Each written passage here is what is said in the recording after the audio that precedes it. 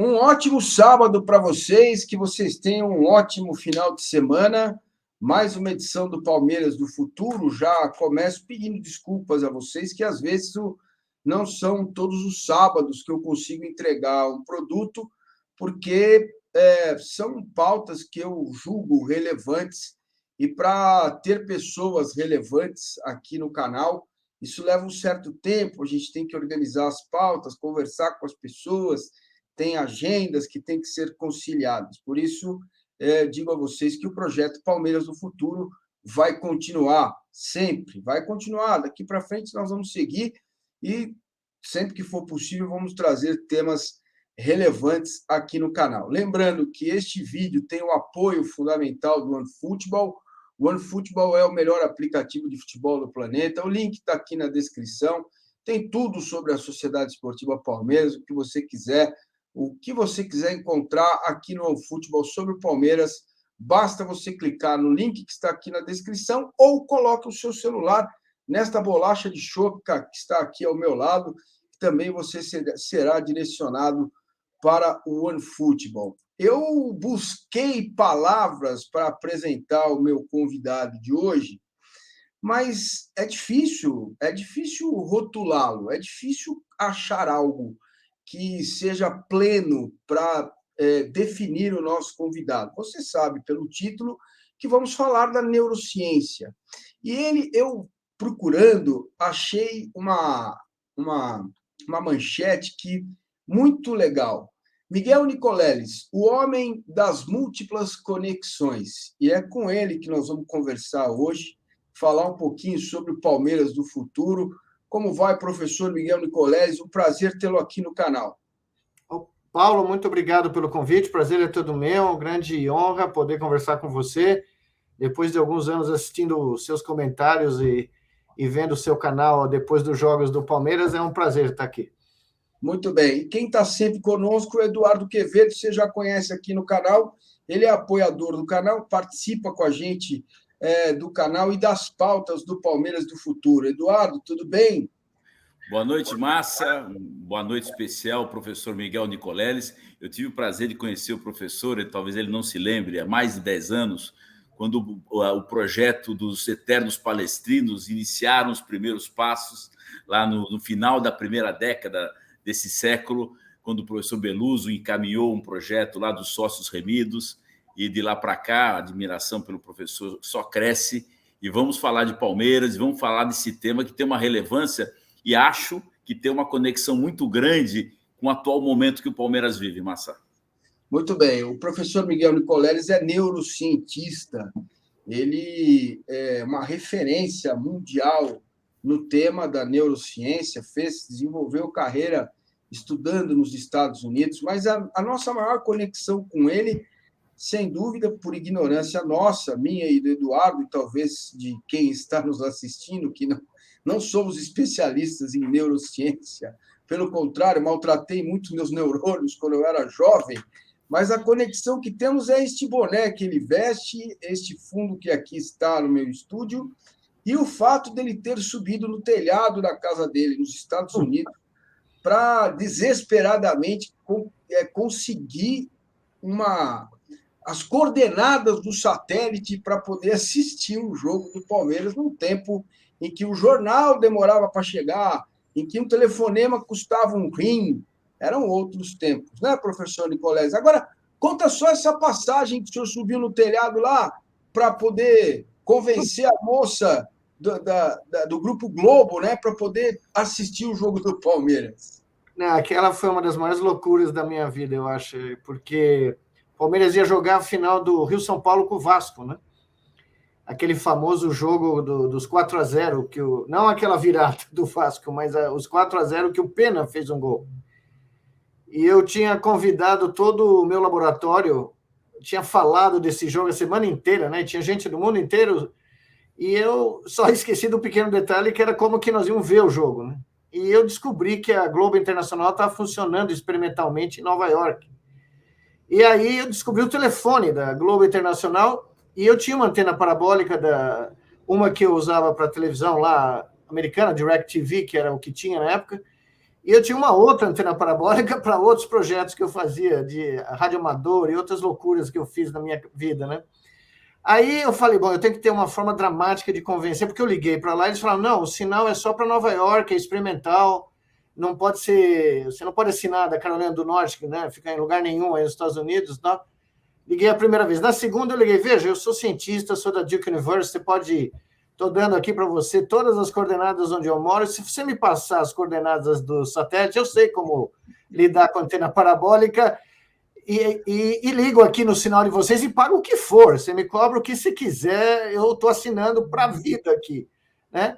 Aí a moça falou, não, eu não posso fazer isso. Eu falei, bom, se você não fizer, eu estou pronto para pular do telhado. E já tem uma carta de suicídio dizendo que foi a Globo Internacional que me empurrou pela laje, né? E aí minha casa tem um teto alto, são 3 andares, não tem sombra de dúvida que eu não vou sobreviver. Bom, a conexão foi feita e naquela noite todo o laboratório, 50 pessoas da Duke University assistiram a final do Rio-São Paulo com um texto passando embaixo assim, esse sinal é apenas para transmissão na cidade de Nova York, sinal experimental, não pode ser distribuído pelos Estados Unidos.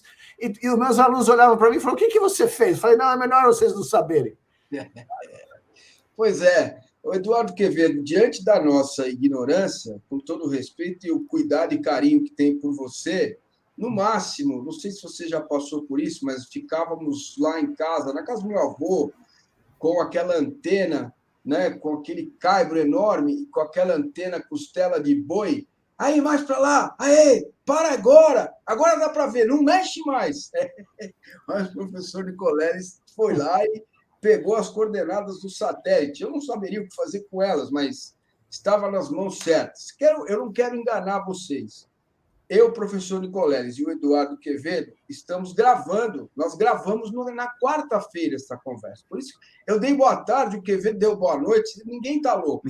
É que nós estamos gravando essa conversa na quarta-feira, por causa da agenda do professor. Também não me faria que o professor no sábado nos atendesse. Então, na melhor forma para ele, para nós também ficou bom. Estamos gravando essa conversa na quarta-feira, logo depois do jogo Real Madrid e Manchester City. E não é possível, estamos todos impactados com o tema. E eu queria começar fazendo essa pergunta ao professor Miguel Nicoleles, que é o seguinte: aonde está a força da mente de um menino como o Rodrigo, que entra e faz 2 gols com o tempo regulamentar esgotado, né? Como que a neurociência pode capacitar um jovem a entrar e decidir um jogo, professor? Na realidade, é impressionante, né? Como a gente vê isso na história do futebol, acabamos de ver, né? Eu estava aqui quase sem fôlego assistindo o jogo e não era nem jogo do Palmeiras, né? Porque realmente eu comentei aqui numa mensagem que eu mandei, parece outro esporte, né? A maneira como é disputado e na realidade o que me surpreende é que até hoje, em nenhum lugar do mundo, inclusive no Real Madrid, no Manchester City, não existe nenhum treinamento que eu saiba, e porque eu ando pesquisando isso, nenhum treinamento cognitivo neurocientífico específico para permitir que um jogador faça o que o Rodrigo acabou de fazer, e nós vimos outros, né? Nós somos da geração que viu Rivelino, Ademir da Guia, Tostão, Dirceu Lopes, né? Quando eu conto para os meus filhos que na seleção de 70 tinham 5 camisas 10 jogando, e poderiam ter mais 4 que nem foram convocados, né? Do mesmo nível, parecido, né? Dirceu Lopes, Ademir da Guia, né? Eles não acreditam. Mas o que a gente viu hoje, na realidade, eu acredito que pode ser treinado. Ele não é treinado. O que nós vimos hoje foi o puro talento humano, cru, nu, né? Sendo exposto para 1,5 bilhão, 2 de pessoas. Um cara que entra, que devia ter começado a jogar, na minha opinião, porque ele é espetacular, o Rodrigo. Espero que vá para a Copa, né? E ele, basicamente, toma 3 ou 4 decisões em 1 minuto e meio, que, se você parar para pensar, valem dezenas de milhões de euros. Então, a gente precisa colocar em perspectiva, né? Esse menino, eu não sei a idade dele, mas ele é muito jovem, né? Saiu do Santos, muito jovem. Ele tomou 3 decisões que valem provavelmente algo em torno de 100 milhões de euros, né? E, na realidade, você vê que a bola do segundo gol ainda tem um desvio no cruzamento, desvia no jogador do Real Madrid, ele consegue, no ar, né, corrigir a cabeçada dele, que basicamente congelou o Ederson. Né? Aquela bola, eu nem sei se era defensável, mas foi a mudança de rumo do desvio e a mudança de rumo que o Rodrigo deu na bola que congela a resposta do goleiro. Né? Então, nós estamos falando de frações, uma coisa de em torno de 150 milissegundos. O cara no ar, ele tem que estar, primeiro, uma coisa que não é treinada e que poderia ser, que eu vi no Rodrigo, eu tenho a impressão, precisaria ver o replay, tá? A maioria dos jogadores cabeceia a bola de olhos fechados. Os grandes jogadores não fecham os olhos. Eles acompanham a bola até o último momento e conseguem fazer jogadas como a gente viu, né? E o próprio lance do primeiro gol também, né? O jogo caminhando para o final, sei lá, 70 mil pessoas gritando e o cara, né? Ele tem a presença de espírito de estar no meio de uma zaga muito maior que ele e achar a configuração do corpo dele precisa, porque ele tem basicamente a mesma ordem de grandeza, 150 milissegundos para decidir o que ele vai fazer. Né? Então, foi fora do esquadro.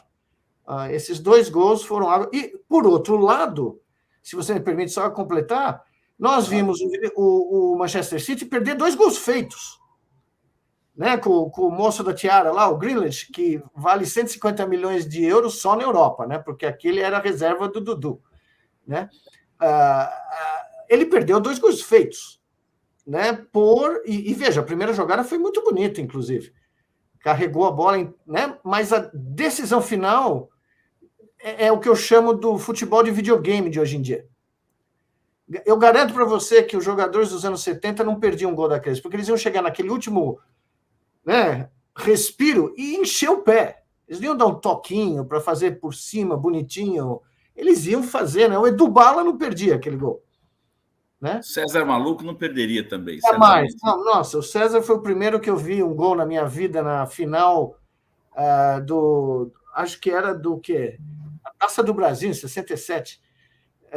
Coisa de louco. O César era um matador. O pessoal fala do Romário, né? Porque é mais moderno, mas quem viu o César jogar era louco mesmo, né? Porque num jogo lá no Parque Antártica, ele, quando o Brandão era técnico, ele me perde um gol contra o Juventus embaixo do gol e sai correndo para o vestiário, direto. Ele não esperou o Brandão substituir, né? Mas ele era o que eu chamo do finalizador nato, né? O cara que nasceu para fazer aquele negócio. Perfeito. Edu, vamos lá, vamos começar a sua questão com o professor Nicoleles, por favor. Perfeito. Eu queria trazer um tema, professor, ligado ao nosso Palmeiras, né? Eu, recentemente, num bate-papo com o Massa, a gente estava discutindo um pouquinho sobre o sucesso do Abel. Né? Quais são as razões que levam o Abel, um treinador jovem, formado há 4, 5 anos nas fileiras lá das universidades em Portugal, chegar num país do futebol, entre aspas, né? E promover o sucesso que ele está promovendo, deixando treinadores tão experientes a reboque do sucesso que ele está fazendo. E nesse bate-papo, a gente estava dizendo o seguinte...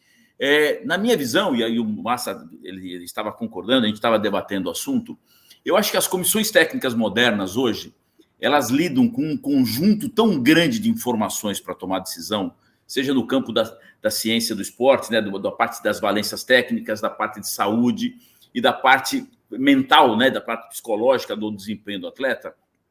E esta comissão técnica, ela se preparou, ela tem uma preparação cognitiva acima da média, seja o Abel, seja os membros da comissão técnica, superior ao padrão desses treinadores da nossa escola que não estão habituados a lidar com um conjunto de variáveis tão grandes para tomar decisões. Faz sentido essa afirmação para você, professor? Não, sem dúvida nenhuma. Eu li o livro do Abel, eu comprei o livro do Abel, li em 2 dias, e fica muito claro que, primeiro, diferente do que a gente vê no Brasil há muitas décadas, não tem improviso ali. Não tem o papo do, né, vamos lá, nós vamos ganhar, nós somos demais. Não tem improviso. Existe um método, existe uma divisão de tarefas e existe uma cobertura de tudo aquilo que é, hoje em dia, necessário para você manter um time competitivo. E não é à toa que ele conseguiu ganhar 2 Libertadores consecutivas. O grau de concentração.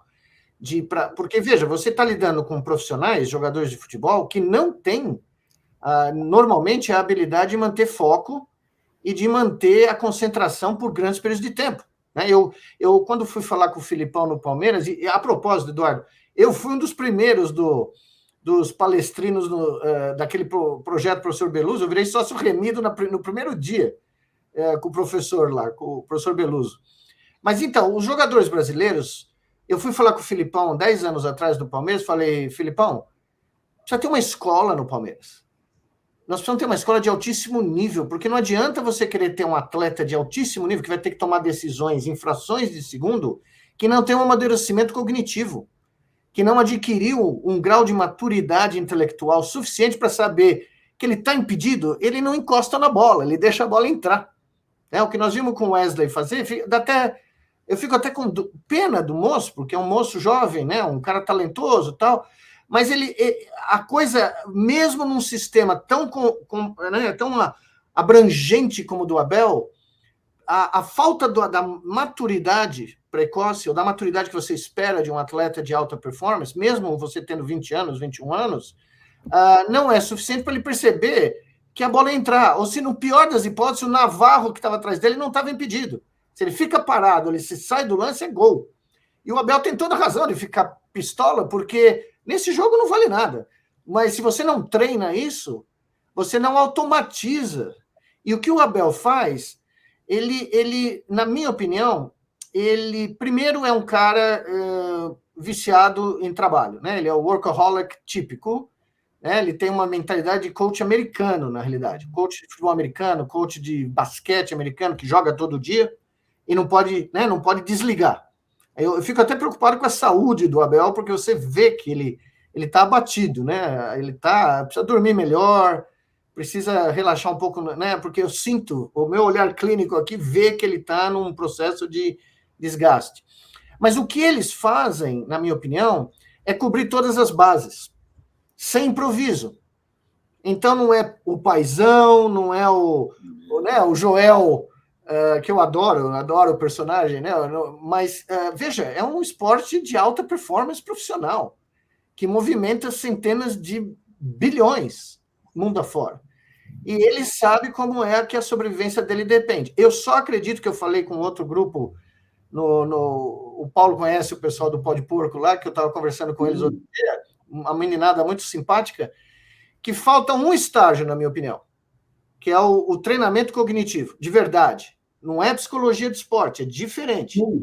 Né? É um outro estágio que eu acredito que o Abel é um dos poucos caras abertos no mundo para entender o que isso significa. Mas, de resto, eu falei agora com um colega americano, porque ele está assistindo o jogo também lá em Nova York, o jogo que acabou aqui. Se o Abel Ferreira fosse o técnico da seleção brasileira hoje, eu cravava que nós ganhamos a Copa no Catar. Professor Nicoleles, estou aqui conversando com o neurocientista, pesquisador palmeirense, professor Miguel Nicoleles, a respeito de como a neurociência poderia entrar com um tipo de treinamento para melhorar o desempenho dos atletas, jogadores e nós mesmo, todos nós. Eu queria citar, professor Nicoleles, eu não sei, acho que o senhor não fez uma anamnese com o Rony, não sei se o senhor tem algum contato com ele. Mas, pois é, o Abel recentemente disse que o Rony é muito afobado, né? Nós tivemos aquele lance no jogo lá no Equador em que a bola veio no chão e ele dá um peixinho para fazer o gol de cabeça com a bola no chão. Eu sou um sujeito extremamente ansioso. Às vezes eu vivo, por exemplo, vou tirar férias no fim de semana, vou viajar. Eu vivo essa viagem antes da hora. E quando chega lá, me parece meio sem graça, porque a minha mente já esteve lá. Então, é um treinamento que eu faço, tenho feito e tal. Não consigo comer menos, mas uma hora eu vou conseguir. Agora, o Rony, pelo que passou na vida, pela infância, pelos problemas que teve, pela briga que ele teve que ter para chegar aqui, é possível, que tipo de trabalho poderia ser feito com o Rony diante desse diagnóstico de que ele é um pouco ansioso, dentro desta pegada que o senhor propõe da neurociência, do treinamento cognitivo? Como fazer? Porque acho que essa é a questão do Palmeiras do futuro. né, é dar um exemplo. Olha, o Rony poderia fazer tal treinamento mental que isso deixaria mais calmo ou mais consciente do espaço onde ele está. É possível? Veja, primeiramente eu queria dizer que eu tenho uma admiração absolutamente profunda pelo Rony. Eu também. Eu nunca tive contato com ele, mas por tudo que eu vi de entrevistas, dele, um dia chegando lá no CT, tem um pai com um filho com a bandeira do Pará, ele descendo do carro, emocionado. Olha, o Rony, para mim, porque ele é um survivor, né? Ele é um desses brasileiros, um dos milhões de brasileiros que... eu garanto a você, qualquer um de nós aqui que tivesse que passar o que ele passou, muito provavelmente não teria sobrevivido. Então, o fato da onde ele chegou, esse moço, né, tá aí lá no recorde de gols da Libertadores, perdeu o recorde, mas está um gol de diferença. E fazer o que ele faz, ele, primeiro, do ponto de vista físico, ele é um touro, né? Ele corre o tempo inteiro, ele se dedica o tempo inteiro, e eu acho que esses lances como aquele, se é que ele não fez aquilo porque ele estava querendo fazer alguma comemoração diferente, ou estava, né? Porque soltaram essa hipótese que tem lances aí na internet de gente que faz isso para fazer um gol que vira, né, meme ou coisa que valha. Essas coisas podem sim ser treinadas. A gente viu isso, eu vi isso na minha carreira inteira, em outros contextos, né? Não em futebol, não nesse tipo de cenário, mas a mente humana, ela funciona criando modelos de realidade, continuamente. Cada vez que você tem uma interação social, você tem uma interação, seja qual for o contexto, tá? Com outros seres humanos, ou você entra em contato com o mundo externo num contexto X, a sua mente está desenvolvendo modelos para antecipar a sua reação quando esse mesmo contexto se apresentar. Porque, veja bem, o que ninguém sabe, muito pouca gente sabe disso, que eu falo isso na minha primeira aula no curso de neurociência, o cérebro humano não evoluiu para reproduzir a realidade como ela é aqui fora. Ele evoluiu para gerar um modelo de realidade que maximiza e otimiza a nossa sobrevivência. Então, não necessariamente o que está aqui fora, no cosmos que nos cerca, é o que nós experimentamos. Porque o cérebro tem como primeira missão fazer com que a gente sobreviva o mais longo possível.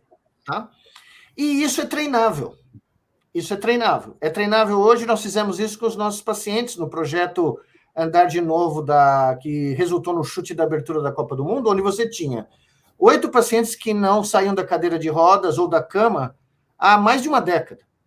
Então, o conceito de corpo desses pacientes, ele terminava no nível da lesão medular. Não existia mais para o cérebro desses pacientes o corpo abaixo da lesão. Então, nós tivemos que retreinar o cérebro desses pacientes para eles reincorporarem o corpo inteiro e só daí eles puderem entender o conceito de controlar com a mente uma veste robótica e voltar a andar. Então, no caso dessas tomadas de decisão, existem hoje abordagens que permitem que você reproduza. Eu dou um exemplo sempre quando eu falo sobre esporte nas minhas aulas, que é o seguinte: quantos pênaltis um jogador de futebol consegue treinar hoje num treino diário? Vamos lá. Se o cara tiver muita paciência, for muito focado, 40? 50? Nossa, é muita coisa. Muita coisa. O Filipão, 10 anos atrás, eu fiz essa pergunta e ele falou, não, os caras chutam 10, e aí eu não consigo mais que eles façam isso. Pois bem, com ferramentas de realidade virtual, nós podemos simular 10 mil cobranças de pênalti por dia. De tal sorte que quando esse jogador for enfrentar uma cobrança de pênalti na final da Champions League ou na final da Libertadores, a mente dele vai estar preparada para o cenário. Ela vai estar condicionada porque aquilo vai ter sido automatizado. Ontem, um dos narradores do jogo do Palmeiras falou assim, o Palmeiras hoje joga joga por música, porque as rotinas estão automatizadas. É quase verdade. Ele chegou muito perto da verdade. Elas estão automatizadas do ponto de vista biomecânico. Isso. Que é isso que a gente, né, vê no esporte de alta performance. Inclusive, eu tenho uma história para te contar do meu encontro com o Ron Dennis, em Nova York, quando foi? 2014. ele viu uma palestra minha, de repente eu vejo esse cara andando para mim, eu falo, pô, eu conheço esse cara. Era o Ron Dennis da McLaren, né? E ele vira para mim e falou, olha, do ponto de vista biomecânico, nós chegamos no limite do tempo de resposta dos nossos pilotos. O nosso simulador não melhora mais nada. Aí eu falei para ele, é claro, porque o seu simulador foi construído apenas para melhorar a resposta daqui para baixo. Daqui para cima, o simulador dele não funcionava, né? E é exatamente isso que me faz dizer que o narrador ontem estava quase certo. Do ponto de vista biomecânico, o Palmeiras é um dos melhores times. Agora, o que falta é o Palmeiras atingir o que eu chamo de sincronização de um time, que é você sincronizar a atividade do cérebro dos 11 jogadores ao máximo possível, de tal maneira que quando o Rony está lá no meio do campo e ele vê o Everton fazer uma configuração X de braço e perna, ele sabe o momento exato, para não ficar impedido, de sair correndo. Porque o cérebro do Everton e o cérebro do Rony ficaram sincronizados pela prática conjunta, né? E pela forma do time inteiro se constituir no que eu chamo de uma rede de cérebros, ou BrainNet. O nome vem do inglês, quando eu publiquei pela primeira vez em 2013, né? Então, basicamente é isso. Nós estamos nesse limiar. O biomecânico foi, tá?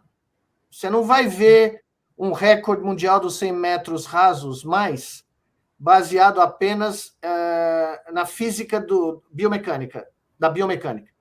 A única chance é o cara ouvir mais rápido o tiro, tá? Ou ele coordenar mais rapidamente, o que é muito difícil nesse momento, o sinal motor que sai daqui e o corpo dele que precisa ser, né, se mover o mais rapidamente possível. Pois é, Edu, você vai falar, mas eu vou te dar essa incumbência. Esse vídeo precisa chegar ao Abel, né? Os outros vídeos, muitos chegaram, viu, professor Nicoleles, lá na gestão, e a nossa ideia não é criar confronto, não é fazer... Imagina. Nada disso. A ideia do canal e do projeto Palmeiras do Futuro é contribuir com a Sociedade Esportiva Palmeiras. E, Edu, diga lá, mas eu estou aqui, eu já fico imaginando como fazer isso, né? Até porque, de repente, eu consigo trocar a picanha pela maçã. Eu ainda não consigo, mas eu vou tentar. Você não acredita, Paulo? Os nossos pacientes, porque você, quando fica paraplégico, não é só a falta de movimentos e sensibilidade, as pessoas não têm ideia, é uma revolução corporal, tá? Completa. Imagina, de repente você está limitado, né? Uma cadeira de rodas, você precisa de ajuda para ir no banheiro, você precisa de ajuda, sei lá, para ir trabalhar, né? E de repente muda tudo, inclusive o seu padrão de sono e o seu padrão alimentar. E os pacientes que, por exemplo, nós tínhamos 3 atletas de nível olímpico, que não foram para a Olimpíada e quase... Foram para a Olimpíada por muito pouco, que não foram para a Paralimpíada por menos ainda. O Juliano Pinto, que deu o chute na Copa do Mundo, quase se classificou para a Olimpíada do Rio de Janeiro, naquela cadeira de rodas, corrida de cadeiras de rodas de 400 metros. O cara era um atleta track, né, de atletismo antes do acidente e depois continuou. Só que assim, ele começou a ganhar peso. E ganhar peso porque, evidentemente, ele estava estacionário, ele estava, né? E, de repente, ele voltou, ele se inseriu no nosso projeto e começou a melhorar o desempenho dele na categoria de corrida de carreira de rodas, porque a fisiologia inteira do corpo dele, cardiovascular, né? Nós tivemos que ter muito cuidado para colocar os nossos pacientes de pé pela primeira vez. Você não imagina como foi delicado você, de repente, por alguém que está sentado há 10 anos, de pé, e entrar num exoesqueleto. De repente, o coração, nós tivemos que fazer com muito cuidado, né? Então, quando você muda esse modelo que o cérebro tem, quando você cria um modelo de time, quando você cria um modelo que é síncrono, você muda tudo. Você muda, inclusive, o grau de resistência física que você vai extrair dos seus jogadores, porque você vai economizar energia. Você não vai fazer movimentos desnecessários ou movimentos errados. Tá? Então, eu lembro que eu fui no centro de treinamento do Atlético Paranaense, alguns anos atrás, me convidaram, muito gentil, o ex-presidente do Atlético, não o Petralha, o cara que era o presidente, né? E Eles tinham umas máquinas que são muito conhecidas de treinamento, onde os jogadores fazem movimentos repetitivos, né? Mas tem muitos problemas de lesão com essas máquinas, né? Porque nem todo mundo está preparado para uma máquina que é feita na Alemanha para um jogador no Brasil usar essa máquina, né? E não dá, tem que adaptar várias coisas. Pois bem, ele virou para mim, nosso atleta consegue fazer 50 movimentos ou 100 movimentos, né? E eu pensando comigo, meu Deus, em realidade virtual nós faríamos 1 milhão, né? Porque o cérebro, ele é plástico, ele é moldável. E se você sabe como moldá-lo, se você sabe as leis da plasticidade que a neurociência vem desvendando há 30 anos, né? Se você sabe que é a combinação de múltiplos inputs sensoriais que maximizam essa plasticidade, ou seja, você consegue moldar esse modelo cerebral, porque um jogador de futebol não é só apenas tocar na bola ou olhar para os companheiros, é a noção de espaço, é a noção de espaço futuro, é a noção do espaço coletivo, né? Um técnico alemão uma vez me mostrou que ele punha elástico, imagine cabos de elástico na defesa entre os zagueiros para coordenar o movimento dos zagueiros, para que quando os zagueiros saem da linha de impedimento, sai todo mundo junto, ou quando eles migram para um lado ou por outro, né? Aí eu olhei para aquilo e falei, meu Deus do céu, você poria os 4 caras numa realidade virtual compartilhada, eles nunca mais iam esquecer isso. Você não precisava pôr, porque você consegue dar feedback tátil para os caras, tá? Você consegue fazer que eles sintam no corpo o movimento dos colegas dele. Meu Deus. E foi isso que nós fizemos com os nossos pacientes. Eu estou fazendo isso ao redor do mundo. Mas eu acho que chegou a hora disso ser transportado para o treinamento de atletas de alta performance, principalmente de equipes de alta performance, né?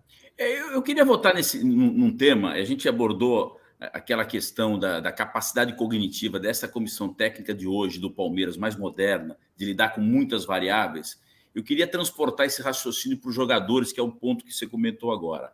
Sim. Há no problema, na origem da formação do jovem brasileiro, né, que vem de classes sociais não muito sofisticadas, muito privilegiadas, deficiências na formação, né, das disciplinas básicas, e a matemática é uma delas.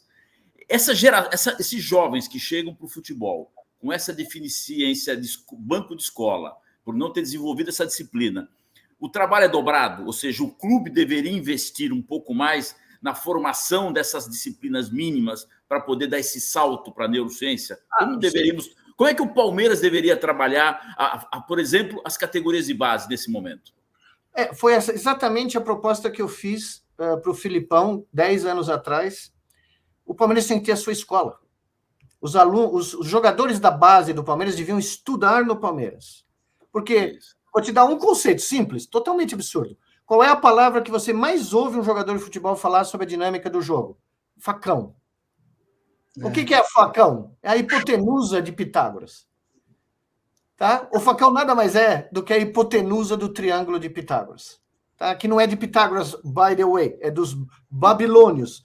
Pitágoras viajou pela Pérsia e pelo Iraque e roubou isso dos babilônios. Não roubou, não. Ele levou lá para a Itália, para Croton, e de lá ficou famoso porque ele popularizou, o grupo dele popularizou, mas vem dos babilônios. Pois bem, um garoto que desde a infância entendesse geometria, saberia o que é espaço. Ele saberia entender, no momento que o técnico dele falar, você vai fazer esse facão, ele fala, opa, é a hipotenusa do Pitágoras. Então, para você poder ter atletas de alto nível aos 20 anos, 20, 25, que é o pico, né? 27, vai? Ou 20 a 30 hoje em dia, vai? Para ter atletas no pico da sua performance esportiva de 20 a 30, você tem que educar essas crianças desde as categorias do sub-9, tá? Então, se o menino vai jogar bola no Palmeiras, o compromisso do Palmeiras, na minha modesta opinião, deveria ser não só tentar realizar o sonho dessa criança, né, de ser um jogador de futebol, que é válido, mas oferecer a ela a chance de se desenvolver como ser humano, porque o Palmeiras ganha dos dois lados. Se esse cara for realmente um grande jogador no futuro, ele vai ser maior e melhor do que ele seria sem essa proposta educacional ampla. Se ele for um dos 999 mil de 1 milhão que não viram jogadores profissionais da categoria de base, ele vai ser um grande ser humano. E ele vai levar consigo para sempre o fato de que ele foi educado no Palmeiras, que ele cresceu intelectualmente e se transformou num cidadão que contribui para a sociedade de maneira correta, né? Humanística, inclusiva, vindo do Palmeiras. Mas se o Palmeiras só estiver pensando no retorno esportivo, uma criança que teve um desenvolvimento cognitivo adequado, incentivado, e eu não digo pelo currículo brasileiro típico, tá? O currículo que eu tenho em mente é o que eu implementei no nosso instituto lá em Natal por 10 anos, 15 mil crianças, né, por volta de 1.500 por ano, escolas. Nós criamos a escola em tempo integral no Rio Grande do Norte. Eles iam na escola pública num turno e no outro eles iam para a nossa escola, que não tinha aula, era tudo experimental. Então, as nossas crianças aprenderam a equação de segundo grau da parábola lançando foguete de garrafa PET de Coca-Cola, que segue uma parábola, né? O foguete cai.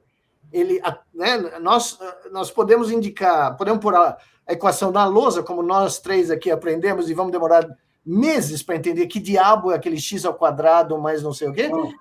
E nós podemos ir no quintal da escola e lançar um foguete. O moleque nunca esquece o que é uma parábola.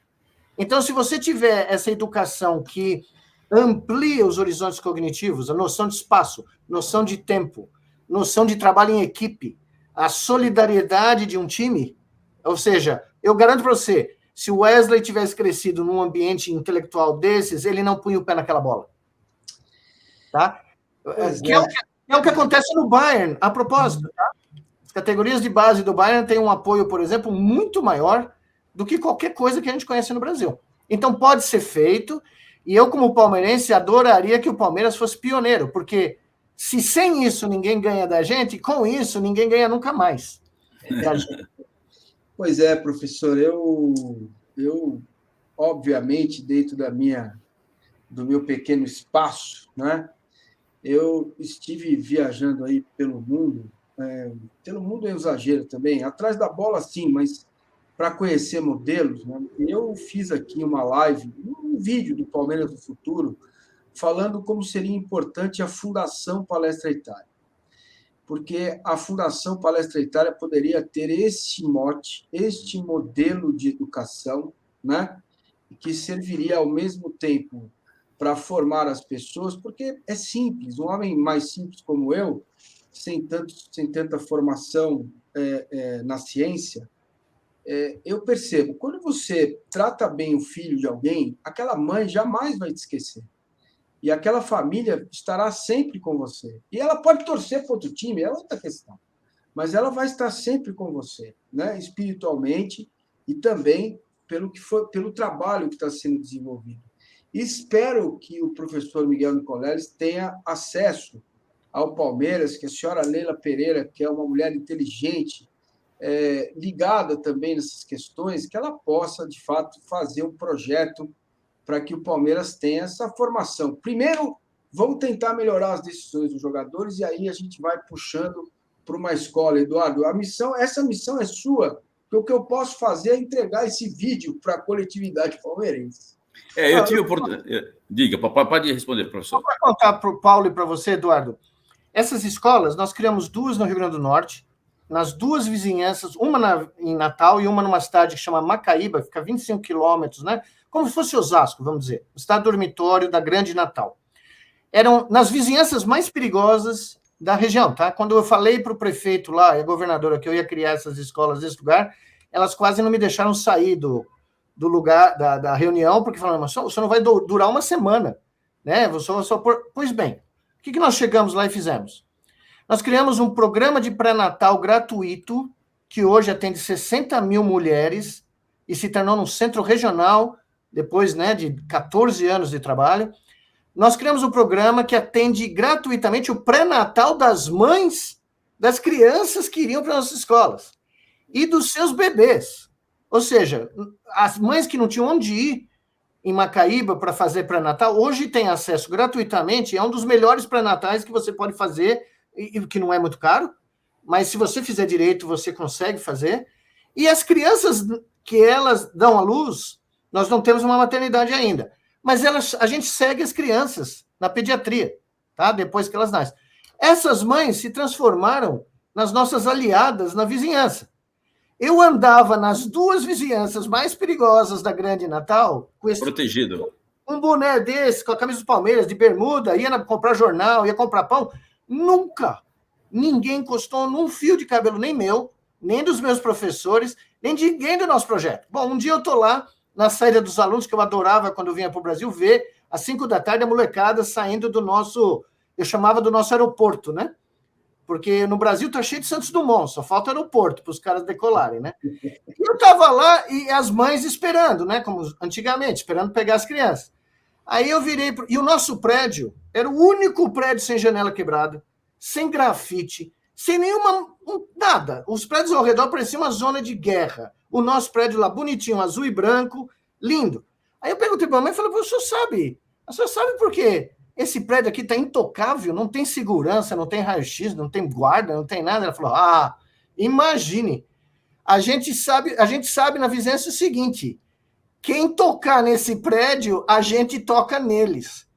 Porque esse prédio é o centro da esperança das nossas crianças. Ninguém jamais entrou naquele lugar. Um lugar que tinha centenas de milhares de reais de equipamento, laboratórios, computadores, as crianças sabiam, porque elas que usavam, nunca fomos assaltados, nunca houve um ato de violência, ou seja, imagine o que uma criança que entra no sub-9, aí, sub-11 do Palmeiras, que tem escola gratuita no CT, porque não adianta ter um CT maravilhoso para os profissionais e ter um CT meia-boca em Guarulhos, o CT tem que ser do lado ali, naquele lugar lá. A gente pode comprar para um baratinho o CT que tem ao lado, tá à venda, os caras estão com dívidas, né? A Leila pode oferecer, fazer uma oferta, né? Quem sabe? E trazer essa molecada, primeiro, para elas verem os heróis dela do outro lado, e para crescerem com esse lema palmeirense, que não é só o resultado final esportivo, mas é um investimento no cidadão, no homem. Isso vale para os homens e para os meninos e para as meninas, porque nós devíamos ter categoria de base de meninas também, né? E se você faz isso, eu te garanto, o resultado é explosivo. Nós temos crianças de Macaíba que foram fazer doutorado nos Estados Unidos, tá? Periferia de Natal. E estão lá, vão fazer carreira lá, tá? Científica. Então, é possível. É possível e Eduardo, uma empresa desse tamanho, né? Chamada Palmeiras. Eu queria tocar nesse ponto que o Massa tocou. Eu fico conformado, emocionado. Eu, por mim, encerrava a live agora, tá tudo bem, o papo acabou. Porque, assim, eu fico muito inconformado, porque basta querer, não é uma questão de dinheiro. Não. Basta querer. Qualquer torcedor do Palmeiras participaria desse projeto com 1 centavo, 2, 5 reais, 1 real. E as empresas, gente, pelo amor de Deus, diga, Eduardo. Não, eu ia comentar exatamente o que você falou e humildemente vou contribuir com um diagnóstico por que isso não acontece. Eu faço parte das diretorias do Palmeiras em cargos muito acessórios, nada profundo em áreas importantes, mas assim, eu percebo que o futebol brasileiro, e olha que nós estamos falando de um clube que é líder disparado em matérias de gestão e resultados na última década aqui no Brasil, mas o que a gente percebe, professor, que é o seguinte, o modelo de gestão dos clubes de futebol brasileiro ainda está num step muito intermediário, não se olha para o futuro. Eu posso garantir a você que na agenda da Leila, do Paulo Boazzi, do presidente do São Paulo, do presidente do Flamengo, do presidente do Atlético, não existe uma agenda consistente para o longo prazo. A agenda está em cima da Libertadores, do Campeonato Brasileiro, da assinatura do contrato da Liga de hoje, de uma decisão que impacta a sua própria gestão, e o resultado tem que ser obtido, e os benefícios e o bônus dessa decisão tem que aparecer na gestão. Isso é um princípio que ainda rege os clubes brasileiros. E a distância que nós estamos da Europa está justamente aí. A Europa já tomou a decisão de olhar para o futuro. Nós ainda não entramos nessa agenda.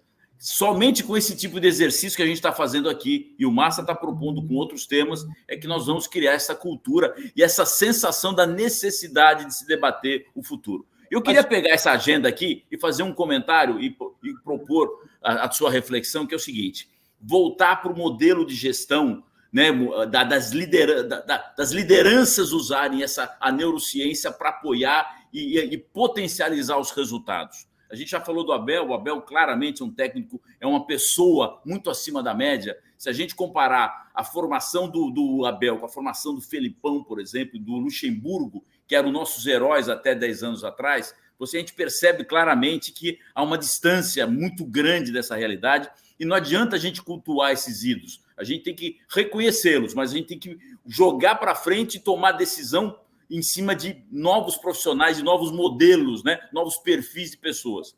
Eu recentemente li um livro chamado Neurociência para Líderes. E eu percebi nesse exercício, que na verdade foi uma indicação da empresa que eu trabalho, que me pediu para exercitar isso e tentar trazer essa cultura para a organização. E eu percebo alguns valores nesse modelo de gestão que o Abel faz com esse elenco. Nós temos um elenco hoje super comprometido, super envolvido, e que vem conseguindo escalar uma performance impressionante. Jogadores, professor, que há 5 anos atrás o nosso torcedor queria ver longe do palestra, longe da academia, e hoje são referências, Veiga, Zé Rafael e tal. Discute um pouquinho com a gente, aborda um pouquinho como é que a gente pode... Como é que funciona esse trabalho das lideranças para poder pegar um atleta de baixo rendimento ou de médio rendimento e tornar um jogador absolutamente de ponta, de excelência, como Veiga, Zé Rafael, Gustavo Gomes, vários e vários atletas que formam esse núcleo vencedor de hoje, professor? Eu só fazer uma observação antes que eu me esqueça, porque eu acho que ela pode ser bem propícia. Veja bem, nós temos pela primeira vez no futebol brasileiro, né, uma presidente mulher de um time de futebol de ponta, que é dona de uma faculdade, que tem uma faculdade de medicina, ok? Imagine esse time, com uma presidente mulher, ter a visão de criar um programa de neurociência para o esporte de alta performance, como parte da linha de pesquisa da sua faculdade de medicina, tendo como laboratório nada mais, nada menos do que as categorias de base e o maior time profissional da América do Sul, que é o que o Palmeiras é hoje. Isso, bom, só de repercussão no mundo, só de notícias em todos os jornais do mundo, o que isso causaria, porque isso vai acontecer a qualquer momento, tá? Isso está para acontecer, e eu estou falando isso porque eu vejo isso, eu viajo pelo mundo inteiro, e eu vejo isso pronto para acontecer na Europa a qualquer instante, e pronto para acontecer nos Estados Unidos. E mais do que isso, pronto para acontecer na China. Porque o presidente da China pôs entre os dos 10 objetivos a longo prazo do governo dele, não sei se vocês viram isso, tem lá, né, computador quântico, sei lá o quê. Um dos 10 lá é ganhar a Copa do Mundo. Porque os chineses são malucos por futebol. Então vai acontecer. E eu gostaria que acontecesse no meu país e gostaria que acontecesse no meu time, né? Mas pode ser que não aconteça.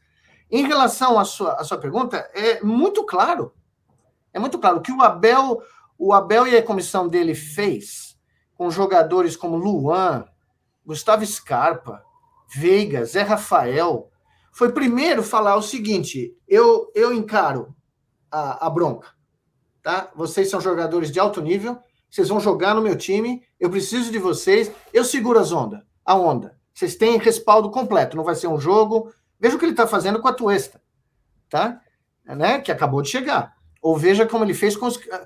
Vocês sabem, mas nem todo mundo sabe que nós jogamos contra o River Plate numa semifinal de Libertadores 2020 com meio de campo com Patrick de Paula, Gabriel Menino e Danilo.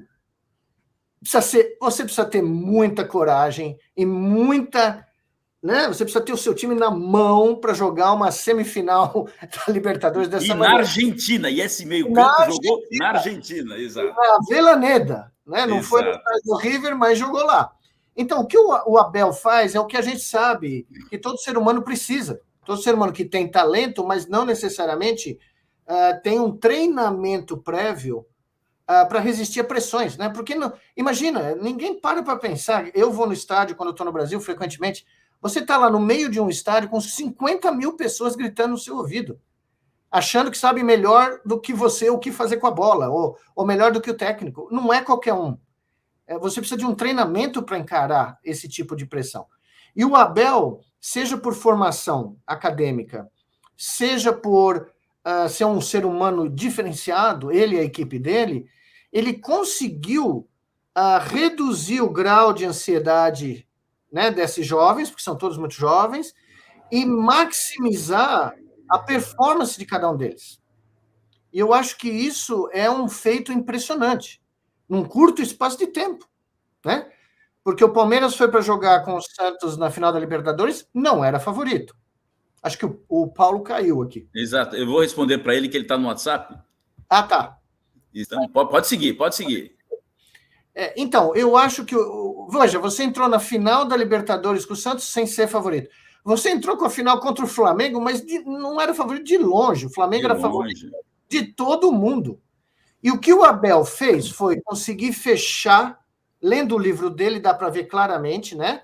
Ele tem um controle completo, ele tem uma bolha ali com o time dele. Evidentemente, você também vê no livro que a motivação é no nível que a gente conhece da escola, né? Família, coisas assim, né? Muito emocionais, né? Foto da sua mãe, foto dos seus familiares, da sua esposa, de onde você veio. Quer dizer, é uma coisa extremamente... vai direto no sistema límbico, né? Então, a pessoa realmente, ela encarna uma missão de... Aquele jogo é uma missão de vida. Eu passei tudo que eu passei para jogar essa final.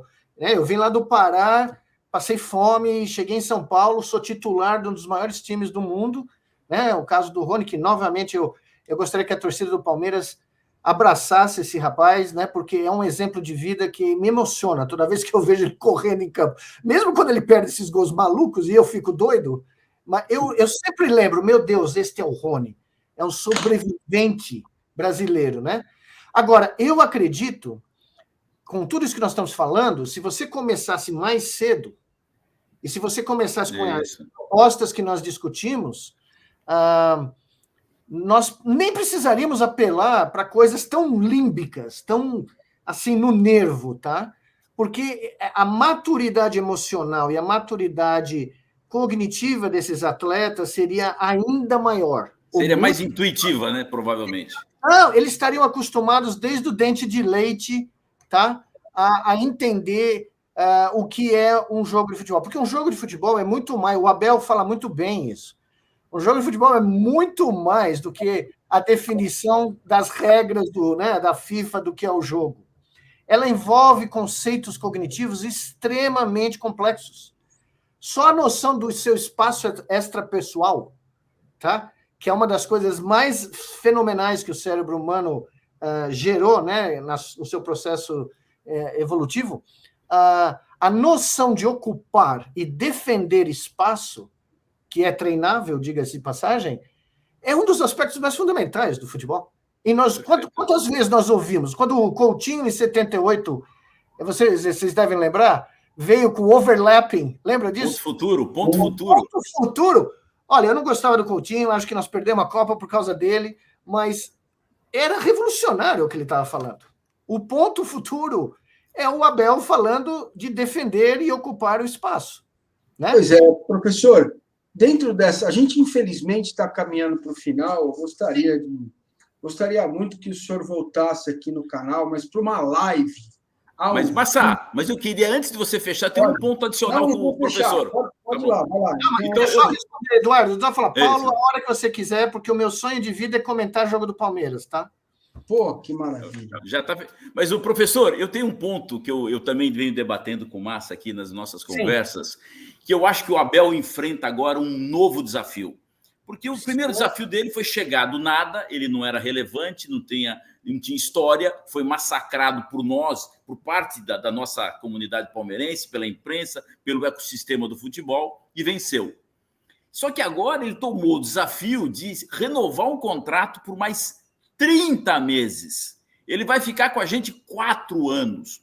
E meu ponto é o seguinte, como é que essa ciência, como é que esses recursos que estão à disposição da gente podem ajudá-lo a dar um novo salto, que é o salto de ampliar a performance desse elenco e dos novos que chegarão para fazer o time continuar vencendo pelos próximos 30 meses, professor? Você tocou no um dos pontos favoritos, que eu discuto com meus 2 filhos palmeirenses. O terceiro eu tento converter há 31 anos, mas ele está no muro, porque ele nasceu nos Estados Unidos, então ele ainda é murista. É um ponto fundamental. Eu, se fosse qualquer coisa no Palmeiras, teria uma escola de treinadores do Palmeiras, em paralelo.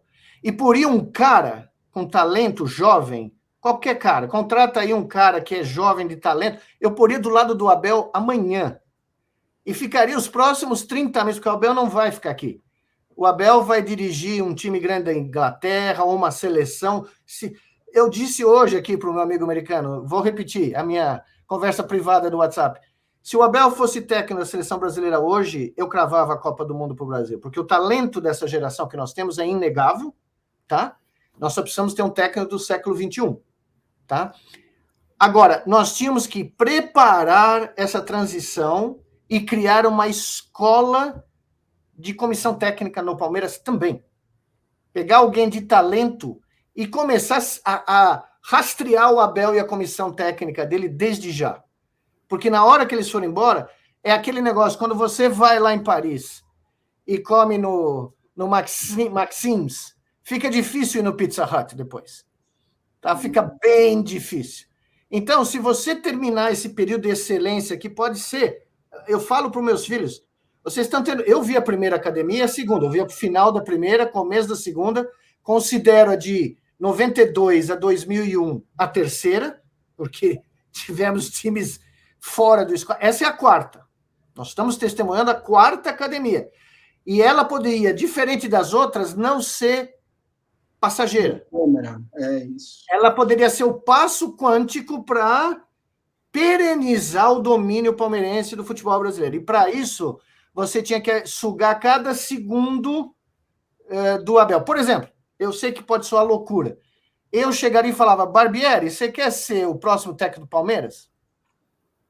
O Barbieri, eu conheci a mãe dele outro dia na USP, antes da pandemia.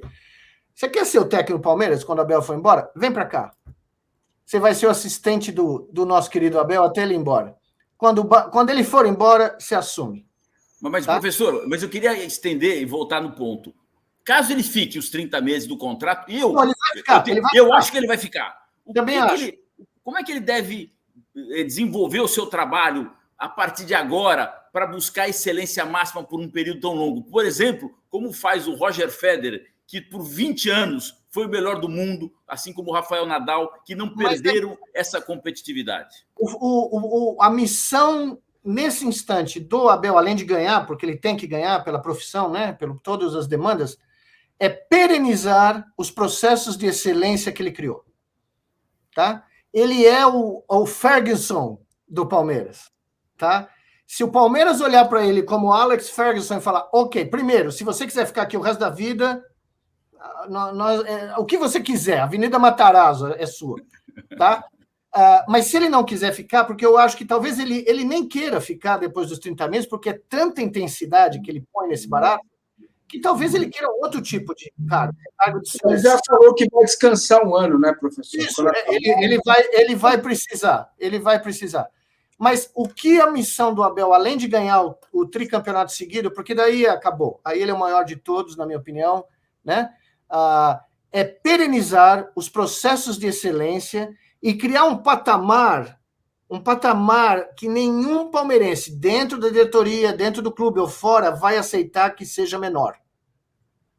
Porque você continua ganhando. Eu dizia para os meus alunos no laboratório lá na DIA que é o seguinte, vocês não vieram aqui para ser o violinista da orquestra do Coreto. Eu só treino Spala da Orquestra Sinfônica de Berlim. Mas tem um preço. E o preço é caro. Então, você está aqui. Você vai assinar ou não?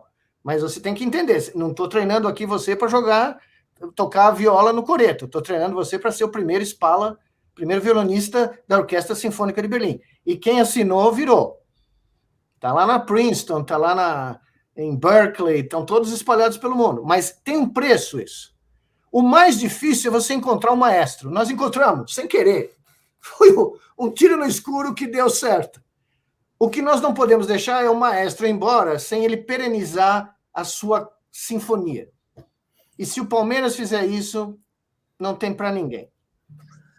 Muito bem, meus caros. O papo com o professor Miguel Nicoleles e meu querido amigo Eduardo Quevedo poderia durar 5 horas, 20 horas, uma live de 24 horas, porque nós temos muitas questões para tratar. Eu fico com a certeza, fazendo a minha autocrítica, de que este canal está no caminho certo de apontar neste quadro Palmeiras do Futuro algumas situações que podem se tornar a solução para alguns problemas que o Palmeiras tem.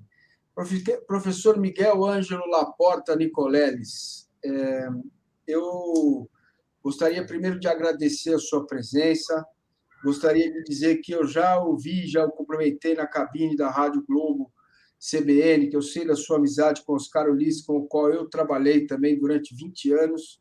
Uau! Agradeço a sua gentileza de falar com pessoas comuns como nós, como eu, como o Eduardo, porque o senhor é um neurocientista reconhecido no mundo inteiro e que consegue falar da neurociência de forma que até eu, né, um simples cidadão, consiga entender.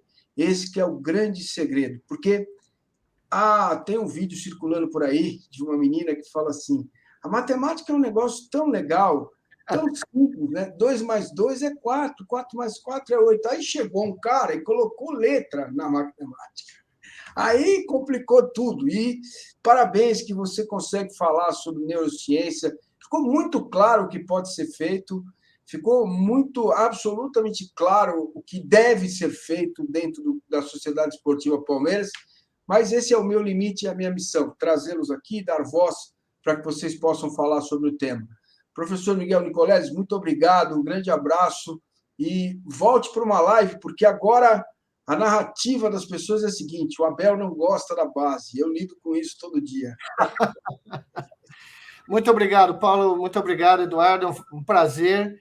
E próxima vez que você encontrar, Eduardo, se encontrar com algum jogador do Palmeiras, Rony ou Veiga, pode dizer para eles que eles, ao fazerem o facão, eles são os Pitágoras da modernidade. Certamente essa mensagem irá para eles. Aquele cubo mágico lá, aquilo tem alguma influência mental? Ajuda em alguma coisa, professor? Ajuda a exercitar. Quanto mais você exercita o barato aqui, mais você, né, mantém as sinapses alertas. Não é o meu exercício favorito, mas hey, entre aquilo e ficar só jogando videogame ou ouvindo, né, coisas que você não devia estar ouvindo, o Scarpa está fazendo já uma grande missão no Palmeiras. Muito bem, Edu, vamos lá, suas considerações finais aí com o professor Nicoleles. Obrigado. Não, para mim foi um prazer enorme rever o professor Miguel Nicoleles. Eu tive com ele já há mais de 10 anos, lá com o professor Beluso. E, enfim, acho que o Palmeiras tem muito por fazer, estamos à frente em muitos temas, professor. O Palmeiras deu saltos importantes. Eu costumo dizer o seguinte: eu acho que o Palmeiras não volta mais ao que já foi e que nos envergonhava em algum momento por baixa performance. Eu acho que o Palmeiras está num estágio de saltos, né, de novos investimentos, de uma nova maturidade no modelo de gestão. E eu tenho certeza que nós vamos passar os próximos 10 anos também colhendo muitos frutos disso. E eu acho que nós vamos comemorar ainda muitas vitórias e acho, professor, que este elenco, assim como você comentou, eu tenho por esse elenco, eu já disse isso ao Massa, acho o maior elenco que eu vi do Palmeiras. Eu assisti à segunda academia e tudo que veio depois de 1970. Acho que esse elenco é o maior. Não sei se é o melhor, mas é o maior, porque eles souberam enfrentar uma diversidade imensa e conquistaram o que conquistaram com essa performance que estão. E eu acho que 2022 ainda não começou para a gente. Boa noite, Massa, obrigado. Estaremos juntos em breve aí. É isso aí, meus amigos. Palmeiras do Futuro, então, fica por aqui com o professor Miguel Nicoleles, o Eduardo Quevedo, e ele vai voltar certamente para falarmos de outras histórias. Aliás, ele deu uma entrevista maravilhosa no Pó de Porco com meus amigos Kim e Gabriel Amorim, que souberam com muita picardia trazer histórias maravilhosas do professor Nicoleles. O quadro é esse, Palmeiras do Futuro. Sábado que vem estaremos de volta com outro tema e, quem sabe, com outro profissional, com outra com alguém com tanta capacidade que gostaria, inclusive, de colocar isso a serviço da sociedade esportiva do Palmeiras.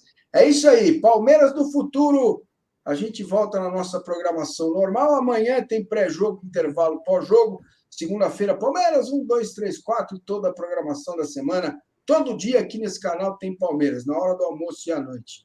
Um beijo do gordo, esse gordo mais pobrezinho, mas tá valendo. Obrigado a todos e vamos nessa, encerrando mais uma edição do Palmeiras do Futuro.